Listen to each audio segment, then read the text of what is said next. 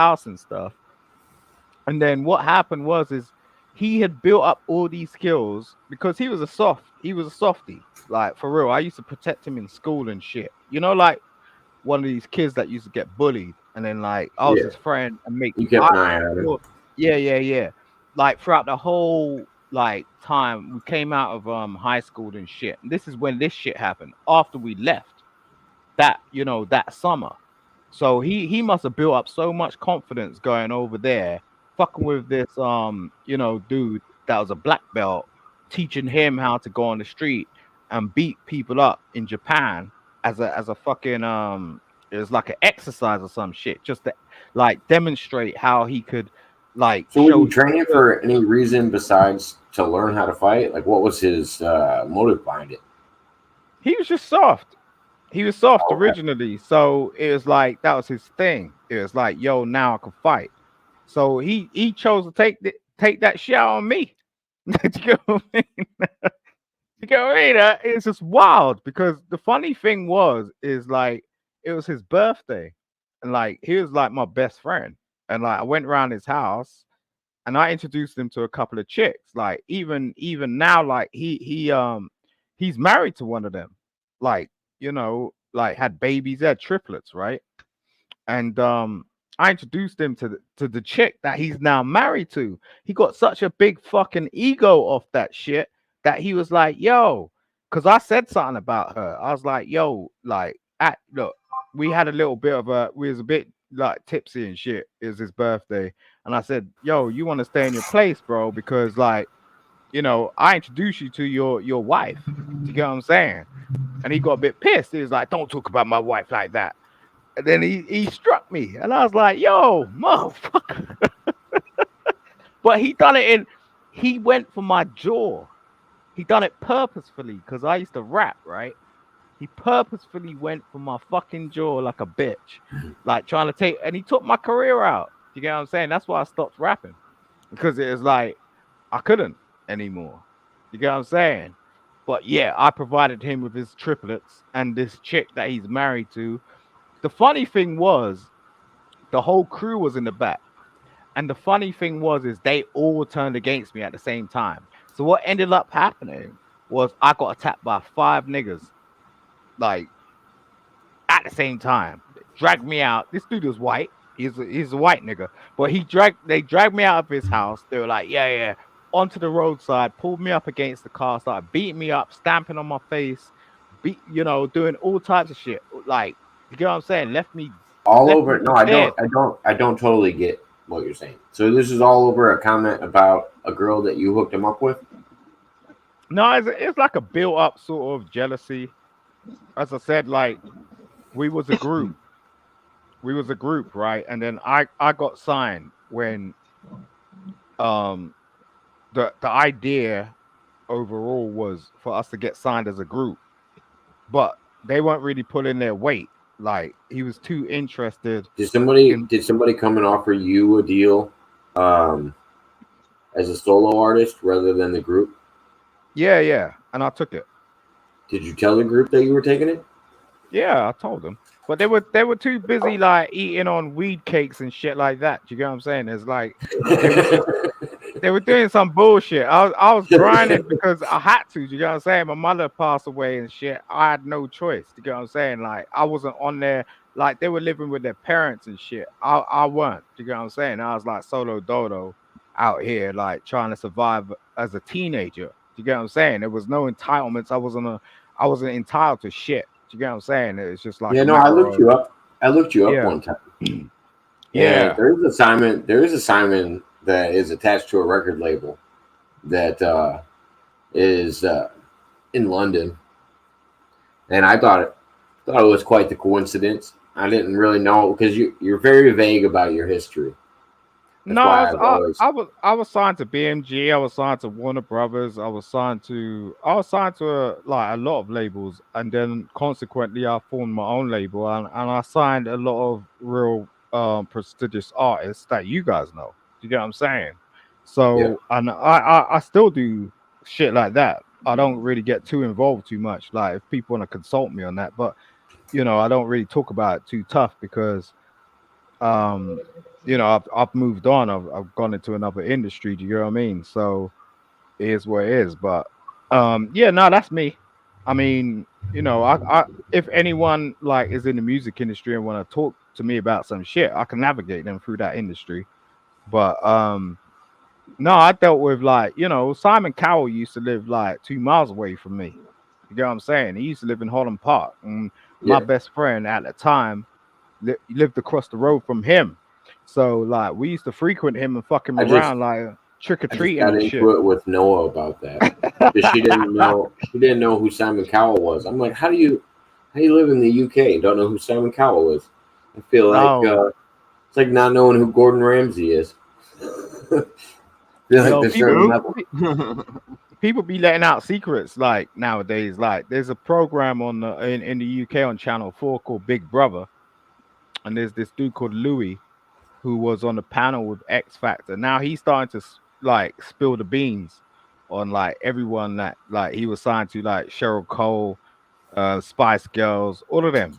You get what I'm saying? Like there is a very small niche. Like my manager was called Mick Clark. He's consequently died of cancer, and this is what I was trying to get to, like when we were speaking, because Prince Charles and even the new Princess of Wales has consequently got cancer. Ain't that bitch? That's some weird ass shit. I don't know what the fuck's going on right now, but apparently William's gonna be the new king, and like he's gonna be on the throne by him damn self, and then Harry's gonna have to step in, and then we're gonna have a situation where it's a cross um monarchy between the US and the United Kingdom come Wouldn't it be a patri- 2025. Wouldn't it be a patriarchy? Well, you could call it what you want, but I'm just saying. Megan's gonna be queen. What's that gonna look like? You're gonna have a US queen in the UK.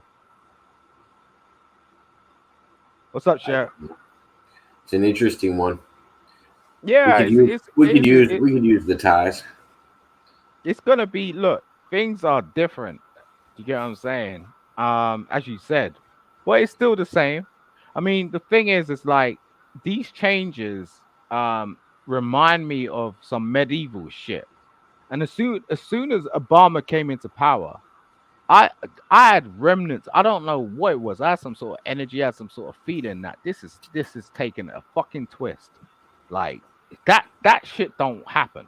I know like a lot of black people turn around it's like, oh yeah, oh black power, yeah, oh we got a black president, oh this shit. Nah, nah, nah. I was like, Jesus, nah, something's going on. Something is going on here. Like You this talking is about with not regular. Obama?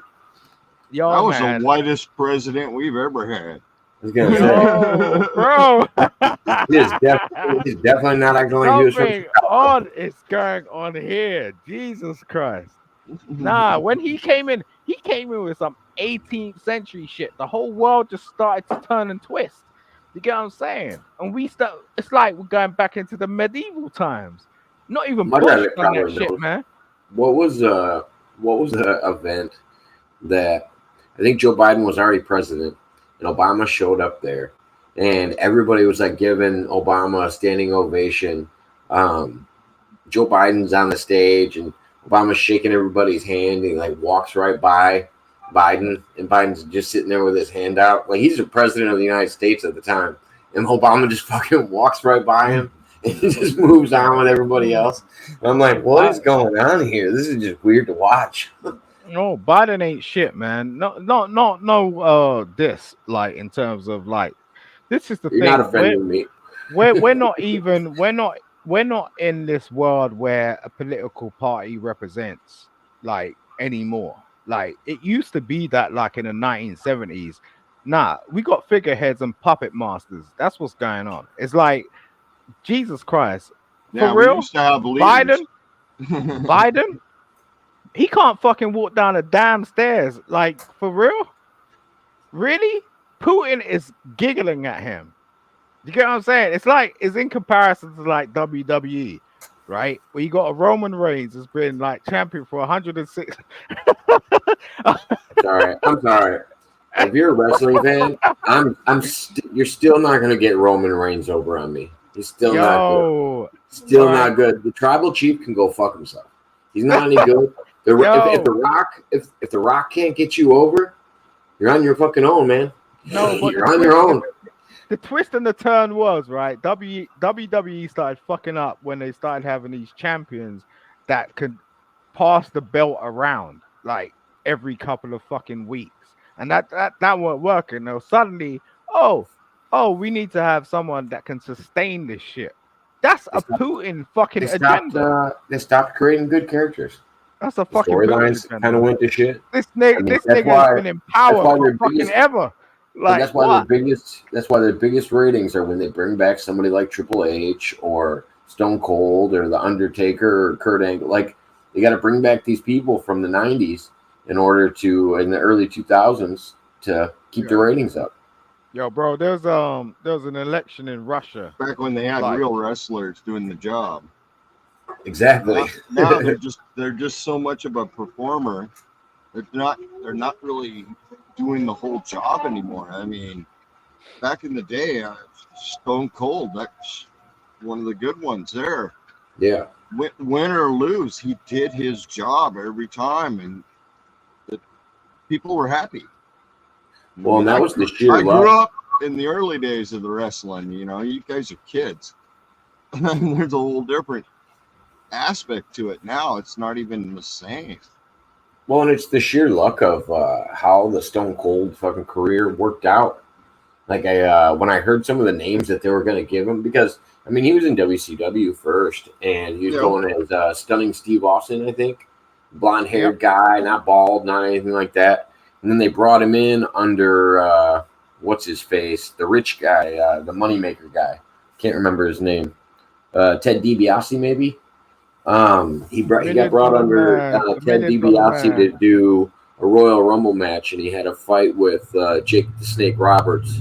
Woo! And he beat the shit out of Jake the Snake Roberts, and I think at the end of it, he said, John 3:16 just said Stone Cold just whooped your ass.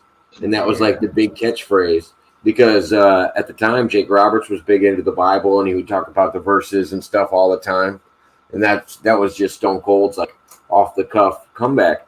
But they were gonna try Sub-Zero with him for a name. They were gonna try something Ice. Like they had a bunch of real shitty names that it just ended up working out.